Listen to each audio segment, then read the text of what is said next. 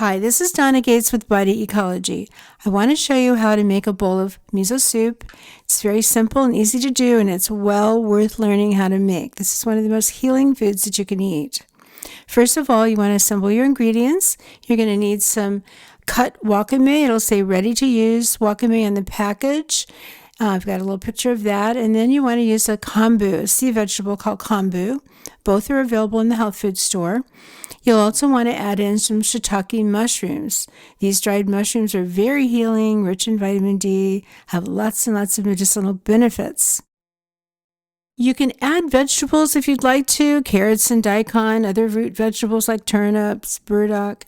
That's an option. If you've got the time to add them in, it's well worth it. And you add them in the last 30 minutes of cooking.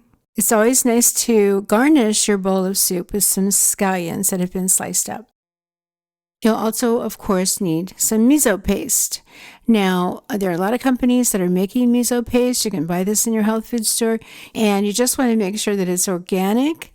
It can be aged 2 to 3 years. It's made out of all kinds of different ingredients, rice, barley, sweet rice. So, pick the one that you like, and sometimes you can even take 2 different flavors and mix them together if you want to create something a little more unique, or if you're running out of one and you have a little bit left in the container and you want to add another one. They can certainly be mixed together, but organic is what you want. So let's make the miso soup. First, you add 6 cups of water, 1 or 2 strips of kombu, 1 is adequate, and your shiitake mushrooms. Also, I like to add 3 to 4 tablespoons of the dried cut wakame. You want to bring your water to a boil and turn the flame down low. You're going to allow it to simmer for 2 to 3 hours until the water is reduced to about 2/3, which is approximately 4 cups. If you want to add vegetables, you'll add them during the last 30 minutes of cooking.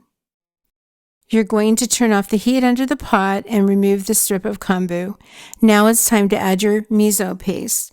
I put 4 heaping tablespoons of miso paste into a measuring cup.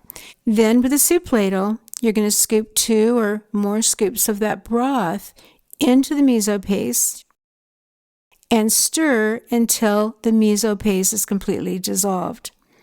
Then add the miso paste back into the stock pot. Your soup is done now. You don't want to overcook it and destroy the beneficial bacteria in the miso. Serve the hot broth by putting it into a lovely bowl and garnishing it with scallions.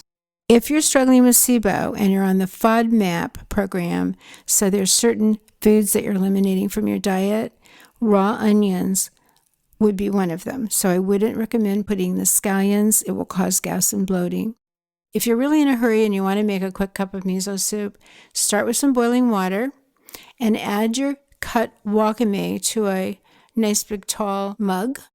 You want the wakame to soak a little bit in that hot water, so you don't add much water, just a little bit to cover the wakame, and put something like a saucer on top so that it holds the heat in. Next, you want to take a heaping tablespoon of your miso paste and add that to your mug. Add a little bit more water and stir to dissolve that miso paste. Now add more water and fill the cup all the way up. And you can top it off with scallions if you want. Natto is another very popular food eaten in Japan.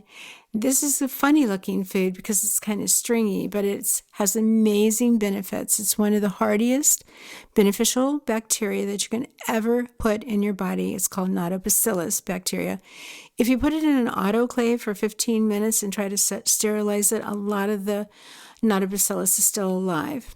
In Japan, they don't eat much of it, but it's kind of got an unusual taste to it, so they, do what they can to improve the taste. So what I tend to use all the time is a little bit of mustard. Just pick your favorite mustard.